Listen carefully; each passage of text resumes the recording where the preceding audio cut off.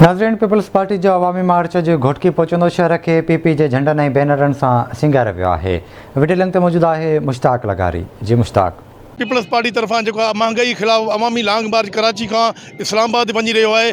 इन वक्त जो है घोटकी में मेन चौक से जो है अज जो पाकिस्तान पीपल्स पार्टी जो चेयरमैन बिलावल भुट्टो ज़रदारी हिते पहुंचंदो।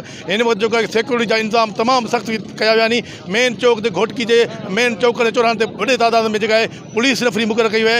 ऐं जो हिन वक्त मुख़्तलिफ़ ॻोठनि ऐं शहरनि का काफ़िला जो घोटकी मेन चौक से पहुची रहा आहिनि। बिलावल भुट्टो जो 12 बजे हिते घोटकी पहुचंदो, जिते जो हिन जे अझा लाइ जो है घोटकी शहर के पीपल्स पार्टी झंडनि ऐं बैनर सां सिंगारियो वियो आहे। नाज़रीन, अचो त असांजा हिकु पीपल्स पार्टी जो वर्कर मौजूद आहे, उन सां ॻाल्हि ॿोल कयूं। ऐं असांजी भरपूर तयारी आहे। लखनि जी तइदाद माण्हू बिलावल भुट्टो चेयरमैन साहब जो इस्तक़बाल कंदा। ऐं इमरान न्याज़ी खे असांजो मैसेज आहे, महिरबानी करे इस्तीफ़ा ॾेई छॾे।